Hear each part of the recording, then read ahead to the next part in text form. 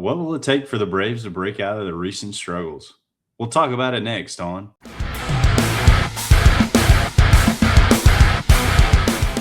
not only technical difficulties going on tonight, but all kinds of difficulties. Welcome back to the Brave Idiots Podcast, episode 14. Welcome back. We got a special guest tonight. Come on. His name is Blake. Episode 14, the Mauricio Dubon episode. Hey. Is he number 14? I honestly, that's the number that's coming to my head right now, but not entirely. Hey, Mr. making a case to be re-signed because he is making his case. Literally. He is. He literally is making He's putting it out there. He's playing shortstop tonight, which is fun.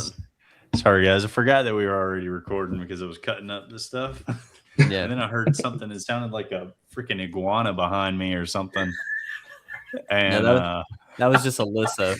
I think it's the child that is above me right now. The child. Was it Alyssa crawling across the floor? Yeah. I hope not. God. It pops up behind me. Oh my goodness. See her like. Yo, I got this fly in here with me that, dude, if y'all see me start fist fighting, you know I'm fist fighting this fly because it is aggravating the crap out of me. It's gonna be that's what Aston's gonna look like. Never mind. The fly's taken care of. Hey, well, it's a good. This is the perfect start to our night. We get this. This is soft toss, guys. We might not be talking baseball. It's not too fun to talk about the Braves at the moment. Of course, last night was Briar, did you stay up for that entire game, or did you finally just stay? I made it until about the 5th or 6th inning, I believe. I wrote I'm dead inside multiple times. I'm dead inside. So was the Braves offense last night. But yeah, I made it till about the 6th inning or so. There was nothing going on offense. I mean, they had a couple moments where they had a good shot. I think it was like in the 3rd, I believe. We had runners on 2nd and 1st.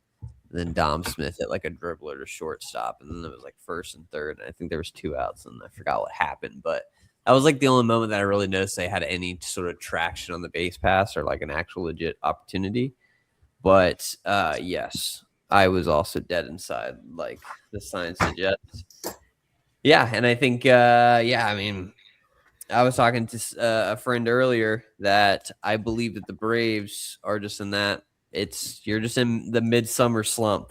It happens, everything's just not kind of connecting. But I think the Brewers series showed you something that when it's a little bit more serious, you kind of get up for those games.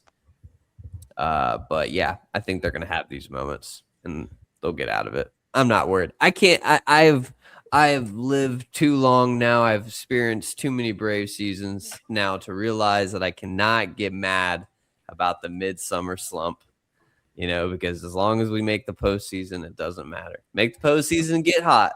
Shout out Oklahoma Sooners. Yes, sir. Well, there's a great question for you then. Are the Braves going to make the playoffs? Easy. Yes. Without a doubt. And I think that they do it still with a large division lead. A lot of people are calling doomsday. I think the are going to catch up, but I think that they still do it with a decent lead. I don't think it gets really that close. I think they figure it out. I just don't believe the sustainability with the they're gonna fizzle out. They're kind of in a little hot patch and they'll fizz out a little bit. But yeah. The nuts stayed hot. We'll kind of hop back on that in a minute, but it appears that the Braves have definitely not been good at all right now. But you're kind of hoping that we can kind of trickle it into the All-Star break. We can just kind of, win a series, maybe lose a series, win a series, whatever. Well, as long as we're 500 or barely below that till the All-Star break, I feel like we'll be fine. I feel like we kind of need a reset though. We need some sort of, I don't know, break or something would be feel like that's going to help us. Yeah, exactly. And then you're dealing with just a little bit of injuries right now. That's kind of another thing. Like you have Dominic Smith playing left field tonight, and then that should tell you that there's some injuries going on, that you're trying your hardest to keep that guy's bat in the lineup when he really hasn't had the best, past like month or so. It's kind of you're starting to see that OPS and everything kind of dip a little bit. So you're trying to keep his bat in the lineup just for the power, but it's because you're kind of dealing with some injuries. And even Michael Harris isn't 100% too. So, but yeah, I think once you get that back, everything kind of gets going. And you just were going so good for so long, it had to teeter off. Like you had to kind of offset it just for a tad. But the difference again is that you pick it back up here soon. And like I said, the Brewers series gave me a lot of like, oh hey, we're okay. There wasn't. If we kept on going through the Brewers series and we're doing this now, it's. But I do think that the Giants series will be unlike what the one was in Atlanta. They had a lot of rain going on in Atlanta. Can't really do much with that. Anything can happen there.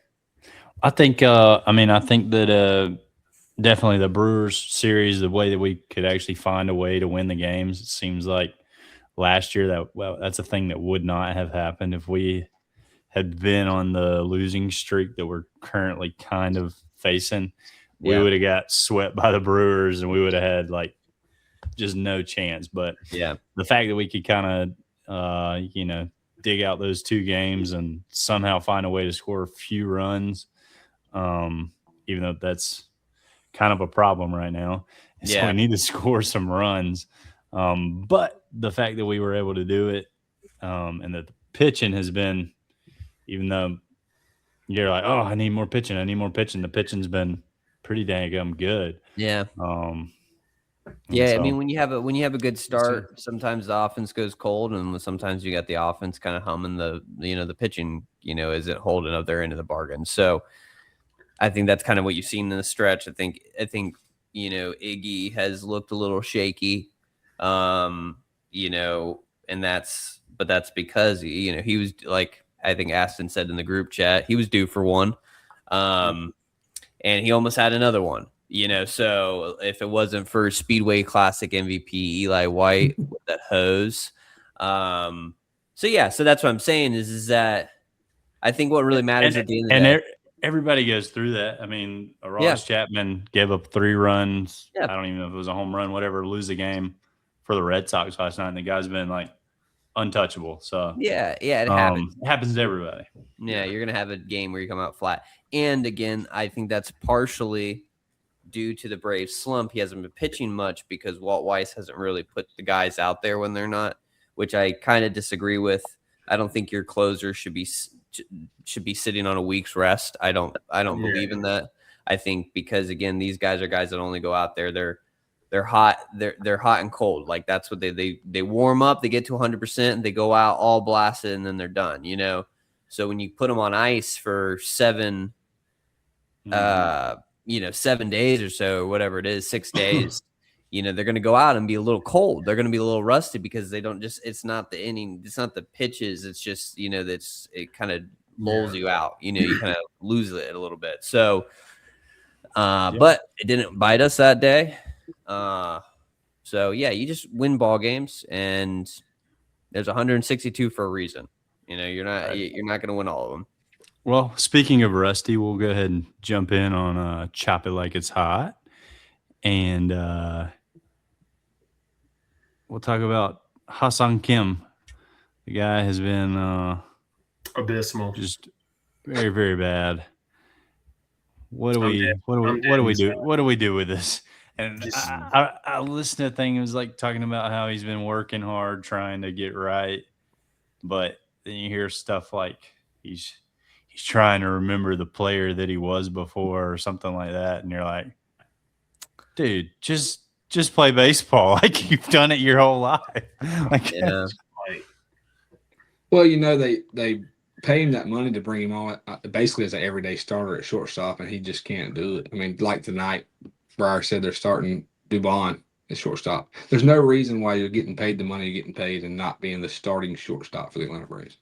Yeah. Well, when he And I was, haven't gotten to watch much Braves games lately, but I When he can was- keep up with stats. yeah, when he He was hadn't, starting, he hadn't he missed wasn't much doing on anything. him. Yeah. And not only was he not doing anything with the bat, he was also making errors and looking dumb in the field. So I mean, Yeah. you can't. Unfortunately, I don't care how much you pay the guy. If he's really hurting your team that bad, you cannot play him. No. Yeah. He's unplayable right now. Yeah, definitely unplayable for the options that you have. You know, Yes. if we were the Braves of last year, he's probably still playing. You know, I mean, Nick Allen played better than him last year. yeah, and that's the thing. You know, at least Nick Allen. You know, a lot of people give Nick Allen a lot of grief, and I He go, couldn't hit. He could play. couldn't hit. He could play shortstop though. He could play some shortstop. I mean, he rated tops in that's a Gold Glove finals last year. Oh, So, But he hit better than Hassan Kim. yeah. I mean, yeah, he was still hitting to whatever it was. You know, he wasn't hitting, you know, below 100. So, Yeah, I mean, it seems like Dubon is that guy if everybody's healthy. I mean, yeah. And I think the great thing is that when we came into this year, one thing I was actually okay with paying him $20 million because it was a 1-year contract. I knew that was a fail-safe type of situation. That was, hey, we're going to give this guy 1-year contract just to fill the need that we want, and then we're going to bring this other utility guy in, Dubon in, just as a security blanket. But we're only going to give this guy 1 year so that if he really does do bad, which the last year with injuries and everything kind of showed, that at least we only it's 20 million. We're out of it. We don't got to stay stuck with this guy forever. Right. So question. Yeah. So since you do have Dubon on your roster, and yes, he can play outfield, he can play multiple positions, right? Mm-hmm. And you have Jorge Mateo, who has been pretty serviceable all year, right? You're already taking on that $20 million contract. Yeah. Why not get rid of him and open that roster spot? Because at this point, why keep him? You've already got 2 serviceable guys on your roster, and you got Jim Jarvis in AAA who's already proved he can come up and play better than the way Kim's playing. I think it could happen. I think it could happen at some point, but I don't think it's happening. It ain't happening anytime. And I'm not saying right now, but I mean, at this point, I mean, dude, Well, and like 80. I mean, like it's horrible. In AA's defense, he didn't know that Dubon and Mateo were going to play the way they did. They haven't played that way lately for other teams, and then they come to the Braves. Mateo, no, but Dubon was decent. Yeah, but you're talking about all-star numbers with Dubon right now. Yeah, that's true. Yeah, it's a very, very unexpected, and the way that it ended with Kim last year, you would expect for him to continue his hot streak. Yeah, I mean, like he was playing good for us, and then he goes and slips on some ice and turns into a different human being or something, I guess. He must have hit his head. Yeah, he must have. Yeah, and you kind of have to just you're paying him enough money to where it's just because you do got that security. It's like, do you really need to bring up a kid when you can let him just continue to develop and get ABs when he's probably not get that much ABs or anything like that up here? So you might as well just let the vet. But I get what you're saying, because it's just like you're going to eat the contract regardless of what you do. No one's going to take that contract on, especially since he's going to be a free agent again at the end of the year. So it's like, yeah, you could open it up, and I think that could be something if really he's just useless. And my point being there is you've also got Kyle Farmer coming back, who also can play multiple positions. Yeah. So honestly, right now, I'd rather have Kyle Farmer on my squad than I would Hassan Kim. Yeah. I mean, it's a fair argument. I think we get through the All-Star break and kind of see how things kind of shape out. Yeah, I think it makes it a easier move for him off the roster once everybody seems to be more healthy. Yeah, not that everybody will ever be healthy. I am at that spot now where I'm just like, let's just get to the All-Star break. Let's get to the All-Star break and kind of reset. Seems like everyone needs a little needs a little rest. I'm hoping like Bryce Elder has a better second half. I think he's kind of hitting that little spot right now where he's just kind of, the demons are creeping in a little bit in his head. Mm-hmm. And I just want him to at least get some like a refresher, get a reset, so that way he can kind of bounce back and hopefully get back to the way he was pitching. Because we've seen it. It's consistency with him. It's kind of funny. I used to always think of like Sean. You remember Sean Newcomb? Yeah. He just seemed like such a big idiot. Like, I don't know why. He just seemed like a big, like, just athletic, dummy that was out there on the mound. Maybe he won't listen to this and come beat me up. But it does make you wonder, like, mentally, like, these, some of the people you played with in Little League getting so frustrated. You wonder if, like, some of these guys are, like, mentally like that still. You know what I mean? Like, where they just don't have, like, the mindset to where they can say, okay, well, I'm a professional baseball player. Yeah. I've done this before.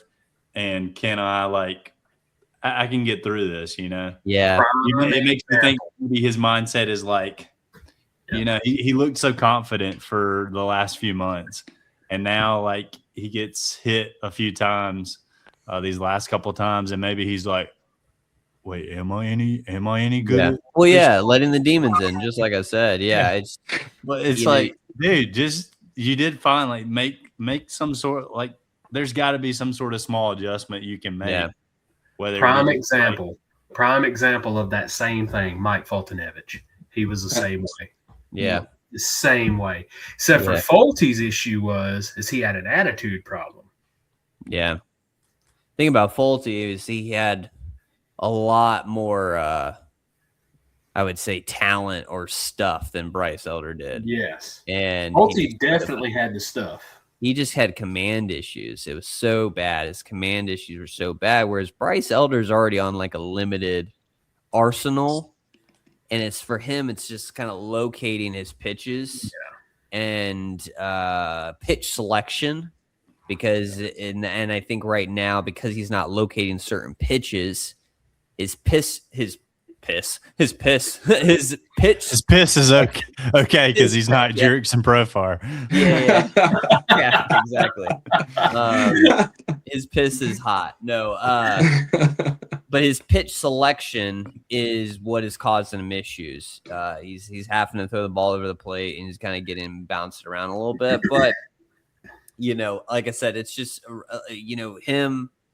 Just the whole team. Drake Baldwin hasn't really kind of come back to what he was. He had one home run, and I announced it on the podcast how back he was. And you jinxed him. But in your defense, Briar, that thing was freaking mashed. It was 473. It was the longest home run in baseball. It was mashed. It was like a Freaky Friday type experience right there because he hits a home run and then we get a rain out to the next day. Yeah. Some sort of magic voodoo or something went on during that rain delay. Well, and that's what I'm saying is it's also like you got to think about the like I said with this whole little slump the Braves are going through. You got to think about like the rain delays and stuff that they've had, and that's just hard to like keep guys like in it. That's what I was saying. It's like it's hard to keep these guys in it. They're like, whatever, who cares? We already lost like our little streak that we got going with our series. Maybe the guys are kind of just like, and then when the Brewers came around, they're like, okay, we're gonna have to, put our pants on today and let's go out and play some ball. And then so that's why I think it's just we got to get to the All-Star break, get these guys rested, get our team healthy again, get everyone kind of like go home, see your family, love, do all that thing, get that energy back. Restart. Because we had a great spring training too, so it's like I think that does factor in because they were just hot for so long. Think, like if you can kind of get to the mindset of it's just a baseball game, this is what we do every day, and let's just like one day at a time. We start here, we finish here. Yeah, and I think that's what we got to do. Exactly, and you got to make sure you're kind of, like I said, resetting so that way everyone else also resets at the same time. When you got like the who are trying to be super hot and everything, let them lose their momentum at the All-Star break. Let's get to the All-Star break. Then let them lose their momentum, and then let that thing shift again. The Braves go hot. They get a little cold because they've been sitting, on ice for a little bit, and then you kind of build that lead again. You kind of go into the second half of the season. Then you pick up someone like maybe, Tyreek Schoolboy or, I don't know, one of those guys. Maybe Joe Ryan. I don't know. Maybe Joe Ryan or something like that. I don't know. One of those guys. Maybe bring over. I heard on the radio the other day, they said Robbie Ray had a perfect tryout for the Braves the other night. Robbie Ray pitching against us. Yeah, which he's another kind of hot cold guy, but he's at least I would say he's more consistent than anybody we really have besides Martin Perez. He's serviceable. I mean, he'll get you, mid threes ERA. I would say that Robbie Ray, if you're looking at Robbie Ray's total body of work, Robbie Ray is a guy that could actually go out there and give you postseason innings. Oh, legit. And you feel confident about that. I would feel based on overall body of work, not necessarily this year or anything like that. Overall body of work, I would be like, oh, if I could get Robbie Ray to be my 3 guy in the postseason, I wouldn't be mad at that. Oh yeah, because right now we're looking at Bryce Elder. And it's a whole, and it's probably it's looking a whole lot better than even when we got Dallas Keuchel years back. Yeah, I remember where I was so excited to get that guy. I did not think we would go get that guy. But you also have to think about Dallas Keuchel is like, how good actually was Dallas Keuchel? He was pretty good for I think he had a couple seasons. Yeah, a couple good seasons. Yeah, exactly. But guess who was he playing for around that time? It was the Astros, right? Yeah, exactly. So this is during their little bit of scandal. He pitched pretty good for us. Yeah, I think overall body work, he kind of got a little got bounced around a little bit. Overall body work, but he did have one good year for us. I remember that. But I'm saying even beyond that, I think he's a better situation than Dallas Keuchel is, because Dallas Keuchel was kind of on his last leg. It was kind of like he was doing that free agent thing. Whereas Robbie Ray, I think, has still, I don't know exactly how old he is, but he's not like super ancient. He's not Justin Verlander or Max Scherzer that's out there in their 40s right now pitching. And so I think, he could be good, but I think if the Braves are going to go after a starter, you go after a starter now. My stance has changed. Can I say something though? Yeah, I think you have to get 2, because I'm looking at the rotation depth chart right now. You do not have a number 2 at all. Yeah. You don't even have a number 3, because as good and bad as Martin Perez has been this year, we're going to ride that fence there. Dude has been the worst pitcher on the Braves. Yeah. And that's thing. We have to have a number 2, because we do not. We don't have a 2 or a 3. Yeah. So, we just need somebody. We just need again, somebody. like I said, I feel good about our options at 3. I just think that, we do need a solid number 2. You get what I'm saying? Because I think that we can't beat the guys as they are, because they have freaking, what's his name? Christopher Sanchez or whatever. What's his name? Yeah. And Zach Wheeler. And depending on the night, you have Jesus Luzardo. He could always go out there and put up a good He could have a Cy Young game. I don't feel good right now. And then randomly they're just gonna it just falls this way. Aaron Nola is gonna pitch against the Braves, and he's gonna go out there and give 8 innings of shutout baseball. But it's happened before. But again, that's why I've changed my stance, is that I think you actually go get a frontline starter. Don't go get Robbie Ray. Go get Joe Ryan. Go get actually, I think Joe Ryan's a perfect target, because Tyreek Schoolboy, you got a half a year with him, right? You get half a year. You know he's going to test the market. They're going to throw money at him. Joe Ryan, the same way, but a little bit more under the radar. You could probably get him.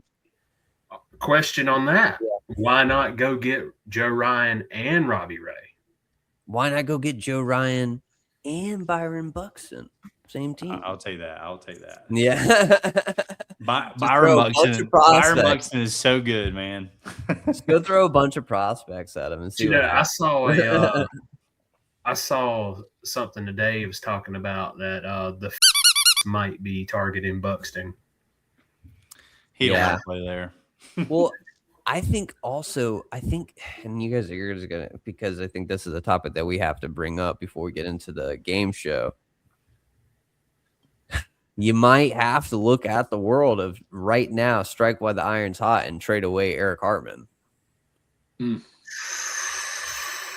Strike while the iron's hot, because you could be sitting on a jackpot. You can be sitting on a Michael Harris where he's kind of like, has exceeded his numbers in scouting report, or the guy's just looking real good. That low A ball looking real good in minor leagues. You never know. Yeah, and then he just kind of fizzles out. I guess it depends on who you get. That's what I'm saying. I'm just saying that's one of those players. I even said at the beginning of the podcast when we were doing the first couple episodes, same thing to Bryce Elder. I was like, hey, maybe we try to sell high on him this year because and he's kind of showing that thing. So sometimes you gotta sell high. And it might come turn around and bite you a little bit, but it also could win you a World Series. Yeah, exactly. Yeah. So, but I guess we'll see how they do it. But again, we're I think the Braves are going to be okay. We're going to be okay. It's going to be fun. We're going to win. Boys. The Braves wouldn't have wanted to trade Ian Anderson years back. We trade Ian Anderson for a Kit Kat bar right now. Yeah. Wally Ballard. Oh yeah. Wally Ballard would. I held out hope for Ian Anderson for years, man. I really did. That was my 2021 postseason MVP personally. Well, I mean, that just proves that, your top prospects, even though they're your top prospects, don't always work out. Yeah. Oh yeah. Oh yeah. I mean, well, Ian Anderson, I think you got out of him what you needed. He got you a World Series, right? So, or he helped big part of getting you a World Series. And what sucked with that was, that dude, he was another one, had the stuff. He had the stuff, and just something went haywire. Yeah, exactly. And then it makes you kind of wonder, is there something going on in the Braves, pitching pipeline, like something with the coaches? There's got to be something. Because it's like we have so many guys that just seem like they're right there, and then they get to the big leagues, they show out for just a little bit, and then it's like injury. I think it's more so the injuries. I think the injuries are the more suspect thing, because it's not like these guys go out there and then they're like out of nowhere, they're like, oh, I'm bad. Because you look at them all, Strider started getting bad because of the injury. Ian Anderson, injury. Yeah. Started looking bad. All right. Kyle Wright. Yes, exactly. AJ Smith-Shawver is on the bubble right now. We don't know what he's going to turn out to be. Herson Waldrop, is that going to turn out to be something? So Spencer Schwellenbach, we can write down the list of these guys. So, again, dang, we should have made this a topic. We should have made that a topic for the game show. Yeah. How many Braves pitchers that have been injured? Yeah. How many Tommy Johns? 10 years. Is there something going on in the pipeline causing these guys to get injured? Yeah. We'll send Blake. Blake will be our secret little mole rat that will how am I supposed to do that?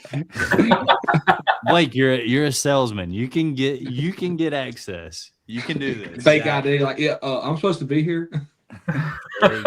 New coach. Yeah. I'm the coach of the South Georgia Dragons. I'm supposed to be here on recruiting. Exactly. But speaking about that topic, should we get into this game show? Let's do it. Perfect little transition there. Welcome to the Brave Idiot Game Show. In this segment, we will play head-to-head, test our Braves and baseball knowledge.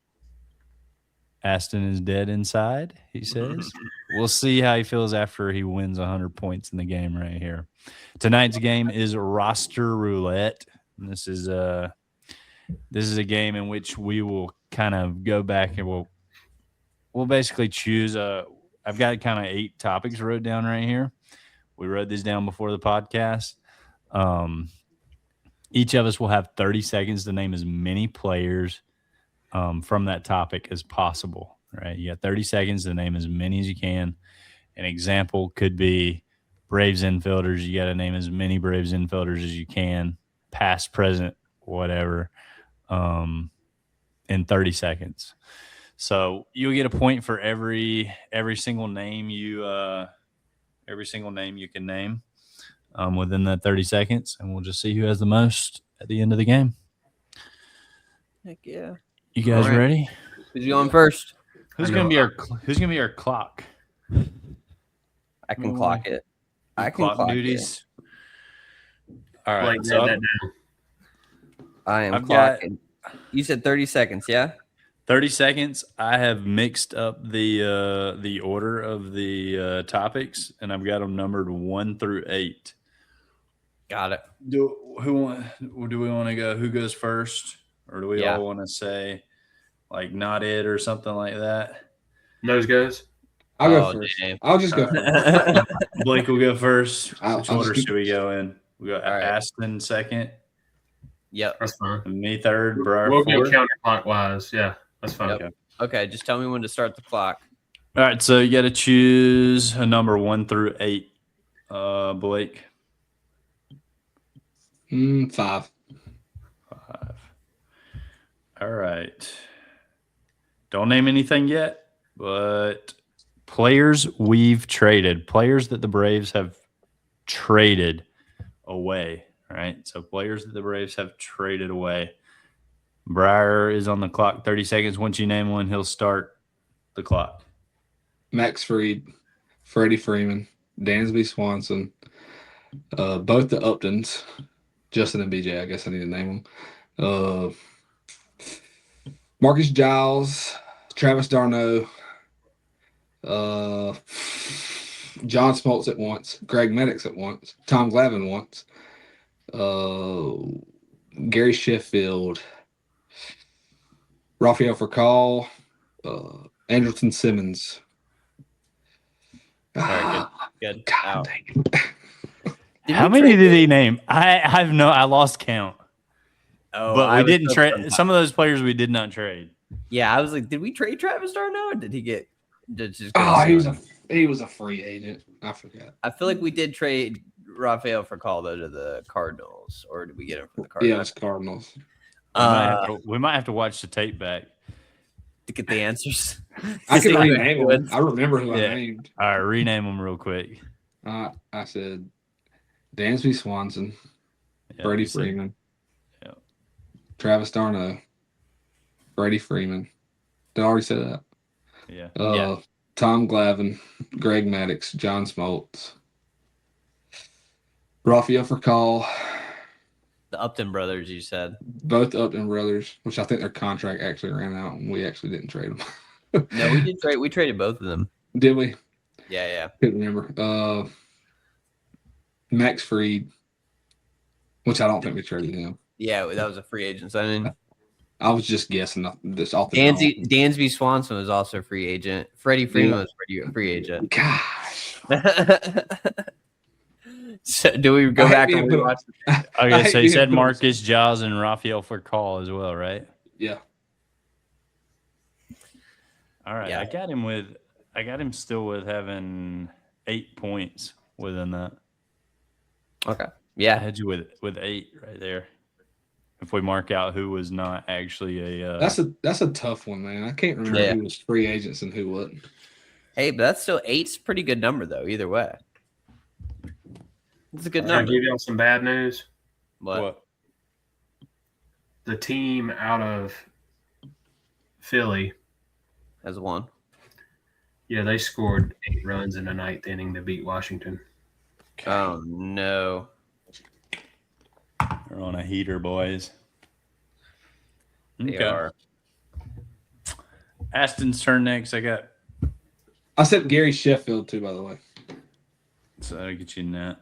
Gary. Was she traded to the Yankees? I thought so. Maybe I'm wrong. The Braves do got bases loaded with one out though right now. All right, here we go. Clock. Okay, here we go. All right. What's the topic? We're just gonna give you 9 right there, then Blake. All right, choose 1 through 8. Aston. 4. All right, here we go. Braves relievers. You got your own on topic. Good job. Ready, Briar? Whenever he names the first one, I'll try to write down who he's saying. Or just keep. Yeah, that is true. Yeah. Whenever you're ready, Aston. I mean, I'm waiting on you to say go. Oh, I press play the moment you say your first one. Oh, okay. Iglesias, Suarez, Swarzak, Matzik, Dylan Dodd. Oh my gosh.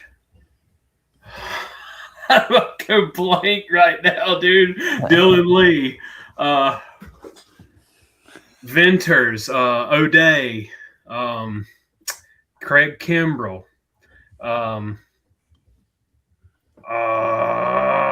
Stop. Dang. Dude, that's tough. Yeah, that is tough. You named 9. It's tied ball game right now with Blake. Oh my goodness. Here we go. And I could have named more. That's what's sad. All right. I'm just gonna pick number. I'm gonna go with number 8. That's the first one I touched. I feel like this is a kind of a tough one. I got Braves catchers. Braves catchers. Okay. All right. You got me? You keep up with it. I'm ready. You ready? Wait. Oh, is anyone else keeping up with it? I'm timing it. I'm gonna count on my fingers. Okay. All right. At least just Only way I can count anything. All right. Ready? Whenever you're ready. All right, here we go. Jared Saltalamacchia, Darno, Drake Baldwin, Sean Murphy, dadgummit, what was my brain going blank? Brian McCann, Evan Gaddis, Sandy Leon, who was before? Shay Langley. Freaking Perez, not Contreras, William Contreras. You didn't get that one off? Dude, I have to get that one. No, there's a delay. You forgot Sean Murphy. How many did you get? I said Sean Murphy. I said Sean Murphy. Wait, how many did he get? He did say Sean Murphy. He had 8 if he said Sean Murphy. He had 7. But if he had I had 8. Yeah. Okay. We'll give it. So if we give that to him, is it 8? Saltalamacchia. I had 8. I marked down. Okay. I said Darno. I said Murphy. I said Sandy Leon. I said Drake Baldwin. I'm dead. Move it over a little bit. You Darno, Shane Langlers, Brian McCann. I said Evan Rowdy Tellez singles the center, scores 2 runs, baby. Rowdy Tellez. You forgot Javi Lopez. Dude, you just wait. You just wait till you go again. Your brain's gonna get blank. You forgot Joe Girardi, bro. Come on, man. You forgot AJ Pierzynski, bro. Come on, dude. What? I told you I don't. Tyler Flowers, bro. I don't follow. Tyler Flowers. I forgot about big fastball hit. Golden days of the Braves. Come on, Chadwick Trump, bro. Come on, bro. All right. Is it my turn again? No, it's my turn. Hold up. Oh, that's right. Am I timing myself? I can time myself. No, I don't trust that. I'm timing. No. I can hold it right here if you want. That helps. I'm just kidding. Go ahead. Does someone else want to time it? No, you go ahead. You want 1, 2, 3, 6, or 7? 1, 2, 3, 6, or 7. Let's go 2.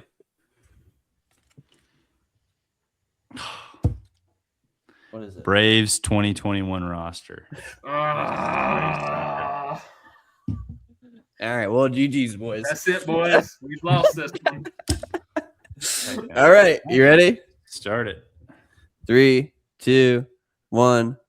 Travis Darno, Freddie Freeman, Ozzie Albies, who's our starting shortstop, Dansby Swanson, Austin Riley, Jorge Soler, Eddie Rosario, Jock Peterson, Guillermo Heredia, Ronald Acuna Jr. Well, we won't count him.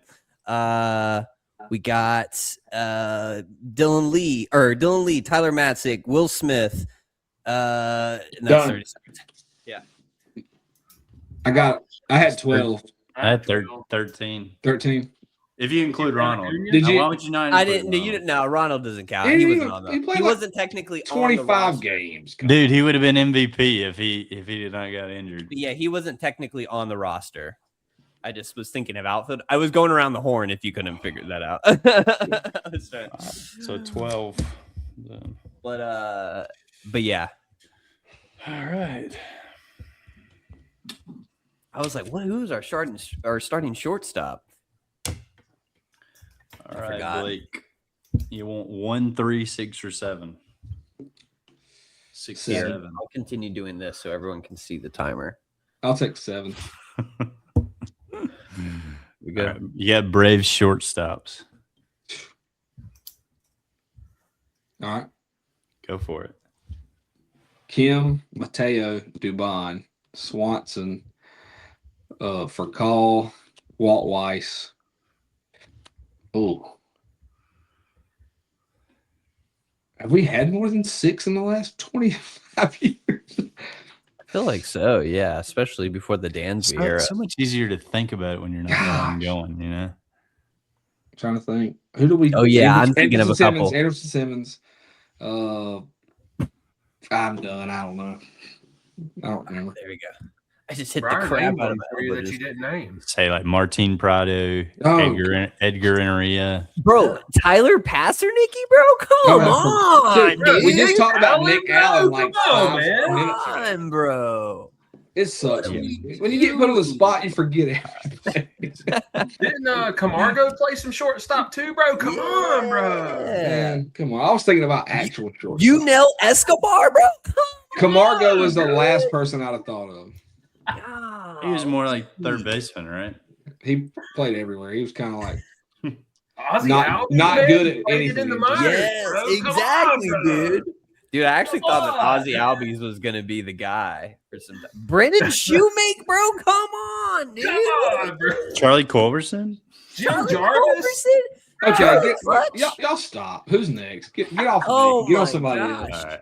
Aston, 1, Travis 3, or Darno's 6. brother, Chris Darno. Come on. How many did I bro. get? What are we I thought it was doing? Chase Darno. You got Chase 7. Darno. You got 7, Blake. I got you. You're at Oh, man. 16. You know, sorry, Chase. We love you out here. 3. 3. All right. Okay. Well, You we got go. the fun one, man. Braves players that have hit 30-plus home runs Oh, man. in a season. Dan Ugla, Ozuna, Freddie Freeman, Matt Olson, Austin Riley, Acuna, Mark Teixeira, Chipper Jones, Andrew Jones, Brian McCann, Gary Sheffield, Ryan Klesko.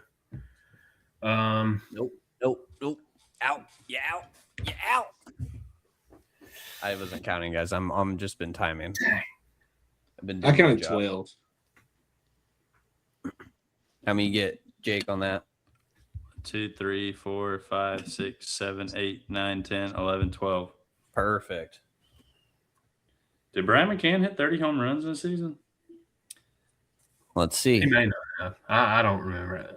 Hey, he may have. I mean, I felt like he did. He may I not. would feel like that's the only questionable one. He may not have. He did not. Mm. He came close. several 20s. 26 was his highest when he played for the Yankees. I had 27. Hmm? In So I got 2008, with the Braves, he hit 27 home runs. That's what my phone says. It says 23 on mine.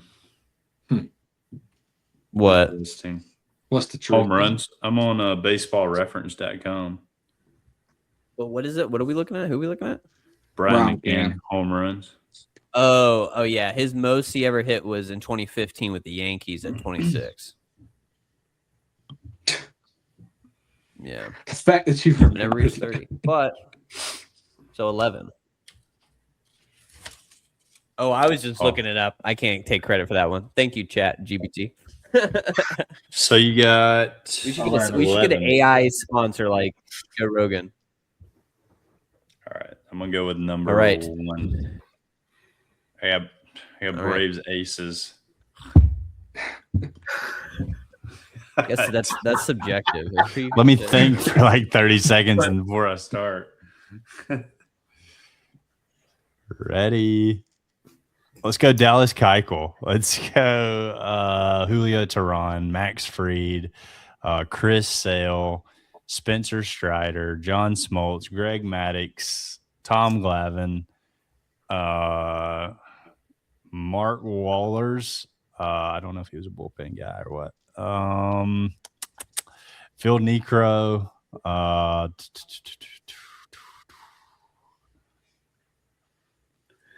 don't know. I'll give up. Yeah, there it is. Oh, yeah. You had 10, but I say you only had 8 that were correct. Mark Wahlberg was like the 4th guy in that whole rotation. I don't think there had to be one year where everybody else was injured, right? Was Glavine or Smoltz ever the ace while they were there? I don't think so. Yeah, and I guess it just depends on what there were years where Smoltz was definitely the ace.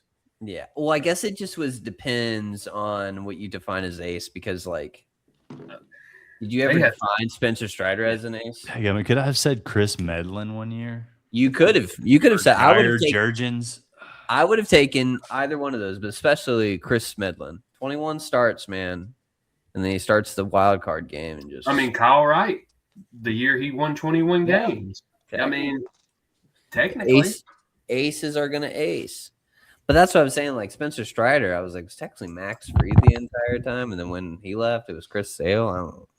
Let's just make that. Nah, but I'll give him those. All right, what am I left with? Charlie Morton, I guess. Yeah. What am I left with? You got number 6, which is teams that Jesse Chavez and Charlie Morton played for. Oh man, he knows this. I don't know. That might actually be low key tough. I have a couple that are coming to mind though. At least hit that start button. All right, you ready? Yeah. The Atlanta Braves, the Pittsburgh Pirates, the Detroit Tigers, the Baltimore Orioles, the Tampa Bay Rays, the oh man, Charlie, where'd you go after this? I feel like there's so many other teams. Maybe the Giants, the Rockies, I believe. Time. Yeah, I don't know. We have to check. We have to check. Those last 2 are questionable. Yeah, they check some of those. I don't know. I'm thinking Astros, dude. Oh, Astro. I did not say. I didn't say Astros. That's where Charlie made his name, dude. Come on. Where did come on, bro? Go to after this? After the Braves, he went to the Orioles. Orioles, you got went to the Orioles. Yeah. Okay. All right. Yeah. What about Jesse Chavez, bro? The Angels. Here, let's see. Here, Rangers. Come on, bro. Let's see here. Let's see. I'm pulling up Jesse Chavez's Pirates. Wikipedia You got page. Braves. The Cubs, bro. Yeah, I was thinking the Cubs. I just never did it. You got Tigers. You got those.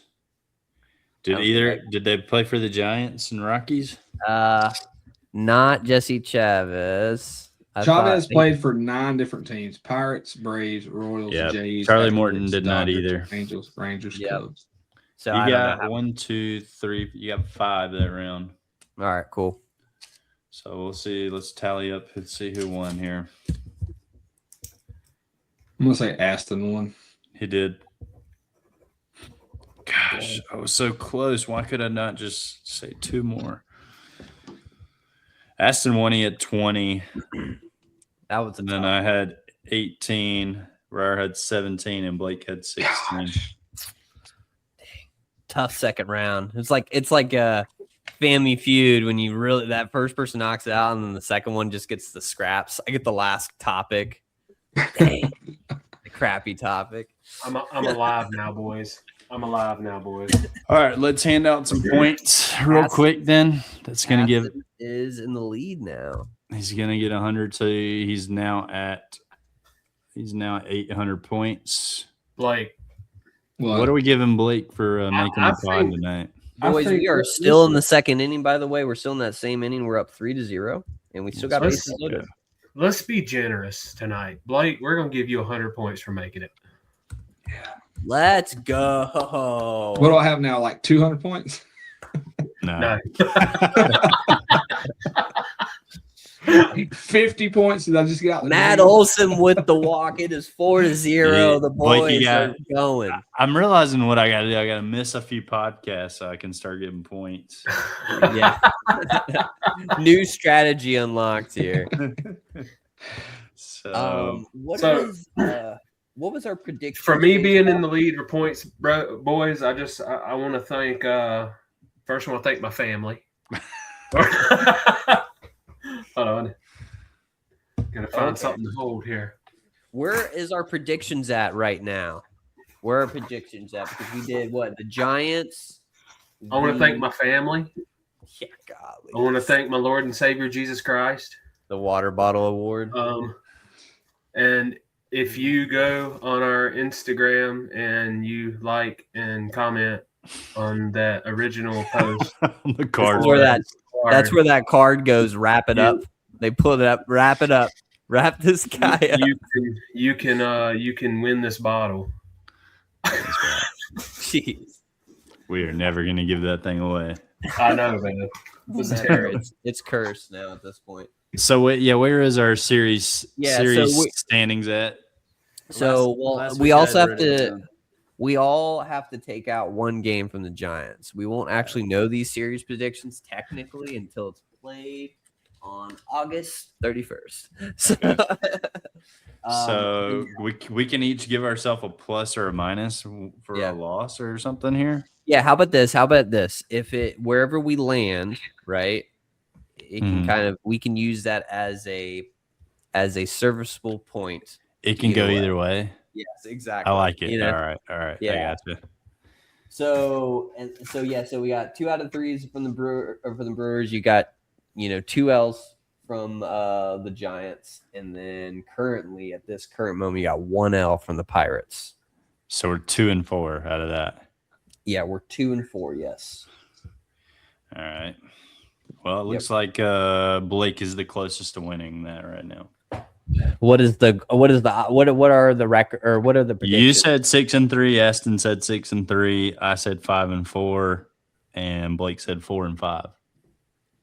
I said 6-3. You said you did. Oh, I'm out. I'm completely out. I don't got a point. I wrote it down. I would have had. I would have to get these 2 wins, and then I would have had to get I would have had a plus, but that would only put me at 5 wins. So who's in the eligible? Me and Blake are still eligible. Okay, got it. And what did you have again, Jake? I was 5-4. And Blake 5-4. 4-5. 4-5. All right. We'll see how these next 2 finish out here. We'll see. All right, let's go ahead. Let's get to this diamond detour. That way we can. We're doing pretty good on this time. Yeah, staying under the hour mark. Let's try to stay under the hour mark. Yeah, let's do it. What you guys got? All I really got that's going on is World Cup. I will say Wimbledon is coming up. I'm a tennis coach. In case any of the pod listeners do not know. So, here, Jake, I actually have a quick question for you. Go for I was serious. I was sitting here actually watching the Braves game the other day. And something cut out. I forget. I think it was College World Series was on something, whatever it was. So I was watching him on another channel. And then it cut to after it went back, it cut to a Serena Williams documentary, right? ESPN Plus, like 30 for 30 or whatever. Yeah. Now, do you follow the tennis world in general, or just men's or women's or both sides? I mean, I try to follow as much of it as I can. So I actually had a quick question. So this is just from an outsider's perspective, right? I'm not a big tennis guy, but I follow enough sports that I have names that pop in my head. Okay. And is it a consensus across the tennis community that Serena Williams is the greatest female to ever play the game? Pretty much, yeah. It's pretty consensus? Okay. Mm-hmm. All right. Is it consensus, and this is a shot in the dark here, that it's either Roger Federer, is that how you pronounce it? Or Roger Federer? Yeah, Federer, or is it Nadal? Is it Nadal, or is it one of those two guys? Consensus? Rafa Nadal. Yeah. Who is considered the GOAT of tennis? But then there's also Novak Djokovic. Well, that's what I'm saying. I know him as well, but I didn't know those are the big three. So Djokovic has won the most majors. Okay. So a lot of people consider him. But you see, like, Rafa and Federer's prime was like before Djokovic. They're a little old. They're a little older. Yeah. Really not a lot, but so really Federer was like the first one. He was like the big whatever. He won everything. And then Nadal came along and kind of Nadal always won on clay, so he's the king of clay. Yeah. So he always won Roland Garros, won it like 13 times. So that was his best surface, and then he finally beat. Of course, they have the new documentary out on Netflix for Rafa. It kind of follows his career, kind of does like a back foot or flashback, and then it kind of goes forward to where also it's like him while he was like in the process of realizing he was probably too old to play tennis and needs to retire. So it's that's a cool documentary, kind of going back and forth between his prime and like what he was dealing with and like what he's dealing with as he comes to his retirement, which he's now retired. But I mean, like those three, like in my opinion, who's the best? Roger Federer. Yeah, but doesn't he have the most like total wins or something like that? Or doesn't he have like one of the most? Yeah, I mean he's up there, but I think Djokovic has still got all out of all three of them. But you realize like Federer retired, then Nadal retired, and now Djokovic is still playing. He's kind of like Tom Brady. He's kind of defying the odds of you shouldn't be able to even do this at your age, right? But he's like doing the exact same thing. He's got like a full team, eats nothing bad for him. Like he's literally like doing everything he can to prolong his career and win like another major, because I believe that I think he's tied right now for like the all-time major championships. Yeah. Like as the number one for like men. Okay, in the open era. So and that's what I was saying. It's always debate between them, but like if you watch them play and you come from maybe like that's what it was. Our childhood and watching Federer play, like Federer's technique is like just ridiculous. Like he's like a magician. It makes no sense if you watch him in slow motion that he should be able to do what he does. That's what I was saying. Yeah, I was. I wanted to see. We'll say an outsider. I mean, as me being an outsider who really has not watched a whole lot of tennis, I, growing up, heard way more about Federer than anybody. So as an outsider, if I had to classify who was probably the man, it would be Roger Federer. Well, Federer was the Gatorade guy, the TV guy. I mean, he was Nike. I mean, he was the first one to. And he's the first tennis billionaire, ever, because he's also part owner of OnCloud. So he's a billionaire now. So, I thought I was. I mean, it's another debate. It's kind of like LeBron and Michael Jordan type debate. Yeah, I was seeing the because it's like two accolades that you kind of can go by. It's the amount of majors in which you won and then the amount of weeks that you spent at number one. Number one. Yeah. Exactly. But also, you know what I think it definitely makes a difference is the singles versus doubles. So, like, I think if you have a success on both of those, right, it actually like really solidifies you as one of the greatest. Or is it just, do you think singles really just people really don't even care about doubles? It's sad. It's fair. But no one's really cared about doubles. But the thing is like there's a lot of like back in the day it was a bigger thing. Yeah. And then it kind of like fizzled out where they're like, should we even have doubles anymore? And now it's kind of back to where all the big players are trying to play doubles as well. Doubles is my favorite to watch. Doubles is way more exciting. A lot of time, like if you watch it, especially live, or go watch a college match, it's really intense. Yeah, but something about mono y mono, you know, mono y mono. They've probably shown that because Serena's coming back from her retirement right now to play. Yeah, she's playing Wimbledon. I'm actually gonna make my pick for Rybakina is gonna win the women's, and it's probably gonna be Yannick Sinner that wins on grass. I mean, because he's just the best. Isn't it like who's the female number one right now? She's like European. Sabalenka. Sabalenka, that's what it is. Yeah. Arena Sabalenka. Who's the one that's from Greece? The female that's from Greece. Or she's like Greek or something like that. She's also one of the bigger tennis players. See, that's the thing. I only know them based off the names or when I see them. Constantly come up on my feed. I got it right here. Hold up. Yeah.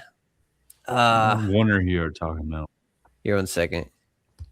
I can't think of anybody from Greece that's a big tennis player besides Tsitsipas. Stefanos Tsitsipas, and he's a man.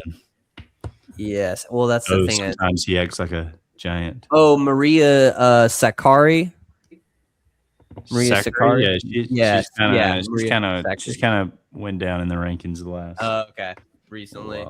Yeah. Well, yeah, it's been like a couple years. Because I remember seeing her she was doing a charity event with that guy. She's ranked 39th right now. Okay, gotcha.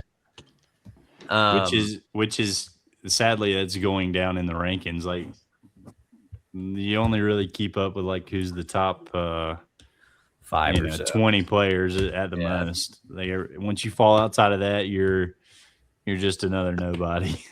Yeah, exactly. But still, nonetheless, I mean, but yeah, that's what I was considered because I mean, like I said, I can only, but I know names, you know, I follow sports enough. I get enough ESPN notifications to kind of still be able to know, you know, what's kind of going on.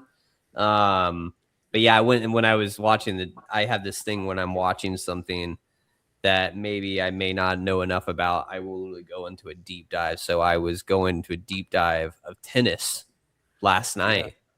And I was like looking at like majors and who has the most majors and who has the most weeks. There's a lot of Netflix stuff, but interesting things to watch on Netflix, of course, would be the Rafa thing they just did. And watch the documentary they did on Nick Bollettieri.